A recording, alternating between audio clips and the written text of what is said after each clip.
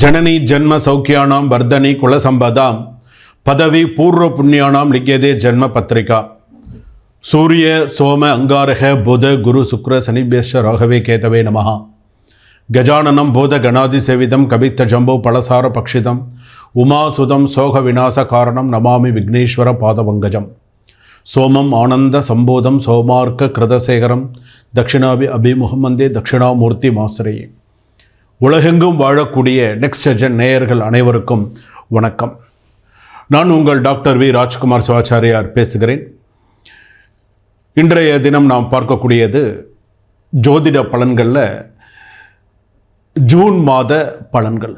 June மாதத்தில் June மாதம் 1ஆம் தேதியிலிருந்து ஜூன் மாதம் முடிய 12 ராசிகளுக்கான பலன்கள். 12 ராசிகளுக்கான பலன்கள் எப்படி இருக்கும், அதே போல் 27 நட்சத்திரம் 12 ராசிகள், இந்த 27 நட்சத்திரத்தில் பிறந்தவர்களுக்கு எல்லாருக்கும் இந்த ஜூன் மாதத்தில் என்னென்னலாம் ப்ளஸ் என்னென்னலாம் மைனஸ், ஸோ இதெல்லாம் நம்ம தெரிஞ்சுக்க போகிறோம்.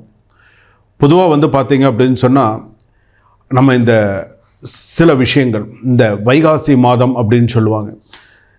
இந்த ஜூன் மாதத்தில் வரக்கூடிய சில முக்கியமான நாட்கள், சில முக்கியமான சில விஷயங்கள்லாம் இருக்குது.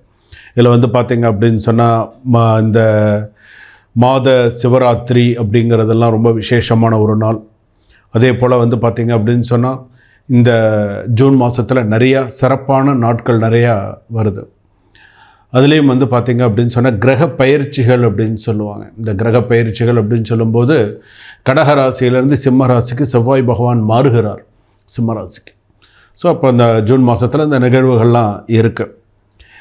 அதே போல் கிரக சஞ்சாரங்கள் சந்திராஷ்டம காலங்கள்லாம் இருக்குது. ஸோ அந்த ஜூன் மாதத்தில் வரக்கூடிய சந்திராஷ்டம தினங்கள்லாம் எப்படி இருக்கும், ஸோ எப்படியெல்லாம் சில சூழ்நிலைகள்லாம் நம்ம பார்த்துக்கணும். உங்கள் தொழில், திருமணம், வேலை, உடல்நிலை, மாணவ மாணவிகள், வழக்குகள் இதெல்லாம் எப்படி இருக்கும் அப்படிங்கிறத நம்ம சில விஷயங்கள்லாம் தெரிஞ்சுக்கலாம். அதே போல் ஜூன் மாதத்தில் பார்த்திங்க அப்படின்னு சொன்னால் தெய்வ வழிபாடுகளில் நிறையா ஈடுபாடு காட்டணும் அப்படின்னு சொல்லுவாங்க. தெய்வ வழிபாடுகளில் நிறையா ஈடுபாடுகள், அதாவது கொஞ்சம் இல்லை, அதாவது நம்ம ஸ்கூல்லாம் திறந்துருவாங்க. மாணவ மாணவிகள் நிறையா கடன் பிரச்சனைகள் நிறையா இருக்கக்கூடிய சிலர் இருக்கக்கூடியவர்கள் வேறு, சில பேர் கடன் வாங்கி குழந்தைகள் எல்லாம் சேர்க்கக்கூடிய தாய்மார்கள்லாம் இருக்காங்க, குடும்பத்தில் இருக்கக்கூடியவர்கள்லாம் இருப்பாங்க. அவங்களெலாம் பார்த்திங்க அப்படின்னு சொன்னால் சில வழிபாடுகள். ஏன்னா நம்மளுடைய அவசர தேவைக்கு சில கடன்கள் வாங்குவோம், சில நேரத்தில் உரிய நேரத்தில் கொடுக்க முடியாத சில சூழ்நிலைகள்லாம் இருக்கும். அப்படி இருக்கக்கூடிய காலத்தில் நம்ம என்னென்ன வழிபாடுகள், நம்ம குடும்பத்தில் என்னென்ன விஷயங்கள்லாம் நம்ம செய்யணும், என்னென்னலாம் செஞ்சால் அடுத்தடுத்து வரக்கூடிய காலகட்டங்கள் நமக்கு நல்லா சிறப்பாக இருக்கும் அப்படிங்கிறத நம்ம தெரிஞ்சுக்கலாம். அதுலேயும் ஜூன் மாதத்தில் பார்த்திங்கன்னா இந்த செவ்வாய் பயிற்சி இதெல்லாம் இருக்குது. சில கிரக மாற்றங்கள்லாம் வரும்போது அந்தந்த கிரகங்களுக்கு தகுந்த மாதிரியான பலன்கள்லாம் இருக்கும். இப்போ மேஷ ராசியிலிருந்து அந்த மீனராசி வரையிலான பலன்கள்லாம் நமக்கு எப்படி இருக்கும், என்னென்ன ராசிக்கு எப்படி இருக்கும், அவ்வளோதான். பொது பலன்கள் அப்படின்னு சொல்லுவாங்க, அவ்வளோதான். இது உங்கள் சுய ஜாதகப்படி நிறையா மாறுங்க. சுய ஜாதகப்படி சில பேருக்கு இந்த பொது பலன்களை சில பேருக்கு 100% அப்படியே பழிக்கும். ஃபோன் பண்ணி சொல்லுவாங்க, சுவாமி நீங்கள் சொன்னது நடந்தது, நீங்கள் சொன்ன மாதிரி இருக்குது, ஸோ இதுக்கப்புறம் என்ன பண்ணணும், என் ஜாதகத்தை பார்த்து சொல்லுங்கள் அப்படின்னு சொல்லுவாங்க. ஸோ இதுக்கப்புறம் வரக்கூடியது எப்படி என்னங்கிறத நம்ம பார்க்கணும். உங்களுடைய சுய ஜாதகம் ஒரு சிறிய கட்டணத்தோடு கீழ்கண்ட நம்பர் இருக்குது, அந்த நம்பரில் கால் பண்ணி சிறிய கட்டணத்தோடு ஒரு அப்பாயின்மெண்ட் ஃபிக்ஸ் பண்ணிட்டு ஒரு டைம் ஃபிக்ஸ் பண்ணிட்டு அந்த டைமில் உங்களுடைய சுய ஜாதகத்தை பார்த்து பலன்களை தெரிந்து கொண்டு அதற்கு தகுந்த பரிகாரங்களை செய்து கொள்ளுமாறு கேட்டுக்கொள்கிறேன். விருச்சக ராசி நேயர்களே, உங்களுக்கு ஜூன் மாதம் எப்படி இருக்கும்? ஏற்றத்தாழ்வுகள் அதிகமாக இருக்கும். ஏற்றத்தாழ்வுகள் ஒரு படி கூடையே இருக்கும். 15 நாள் நல்லா இருந்தால் 15 நாள் நல்லா இருக்காது. முதல் 15 நாள் நல்லா இருந்தால் பிற்பாதி நல்லா இருக்காது, பிற்பாதி நல்லா இருந்தால் முற்பாதி நல்லா இருக்காது. ஸோ இதை ஞாபகம் வச்சுக்கோங்க. ஒன்று, விருச்சிகராசி பொறுத்தளவுக்கு தேல் கொட்டுற மாதிரி தான் பேச்செல்லாம் இருக்கும். ஸோ கவனமாக பேசுங்க, பேசுகிறதுல ரொம்ப கவனமாக இருங்க. அடுத்ததாக பார்த்திங்கன்னா விருச்சிகராசி பொறுத்தளவுக்கு பார்த்திங்கன்னா அடுத்தது பார்த்திங்கன்னா வணிகர்களுக்கு, வியாபாரம் பண்ணக்கூடியவர்களுக்கு எல்லாருக்கும் திருப்திகரமான ஒரு வாரமாக அமையும். நண்பர்களுடைய ஆதரவு, உறவினர்களுடைய ஆதரவு, உண்மையான உறவினர்களுடைய ஆதரவு இருக்கும். போலியான வேஷம் போடக்கூடிய உறவினர்களால் ஆதரவு கிடையாது. உண்மையான உறவினர்கள்னு இருக்காங்க, ஸோ அவங்களுடைய ஆதரவு இருக்கும். அதே போல் உங்கள் வாழ்க்கையில் சில சிரமங்களை சந்திக்க நேரிடும்.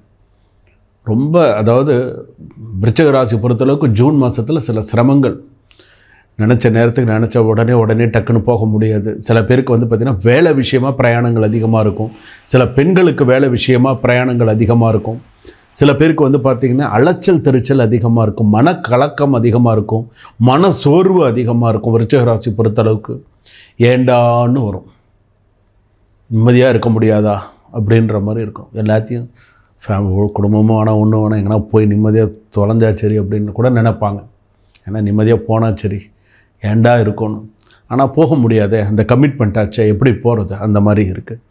அதே போல் வந்து பார்த்திங்கன்னா சில பேர் அப்படியே மனசில் நெருக்கடியான சூழ்நிலை, நிம்மதியாக படுத்தா தூக்கம் கிடையாது, நெருக்கடியான சூழ்நிலை விருச்சிக ராசிக்கு பயங்கர நெருக்கடி, எல்லா விஷயத்திலும் நெருக்கடி.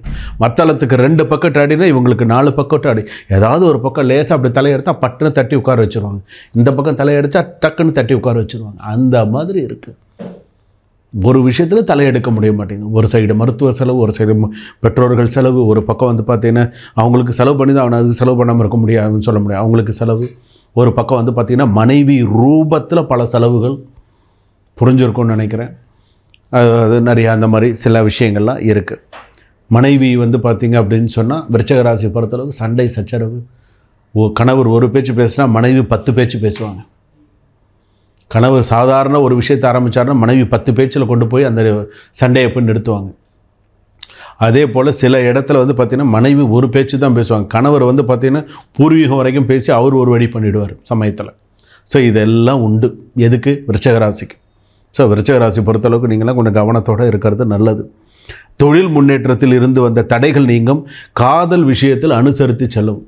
இது தேவையில்லை தான், இருந்தாலுமே உங்களுக்கு சின்ன குழந்தைகளுக்கெல்லாம், அதாவது ஒரு 15 வயசு ஆகிடுச்சுனாலே நம்ம பார்க்குறோம், எல்லா ஸ்கூல் வாசல்லையும் பார்த்திங்கன்னா அவன் ஒரு மோட்டார் பைக் வச்சு முறுக்கின்னு இருப்பான்.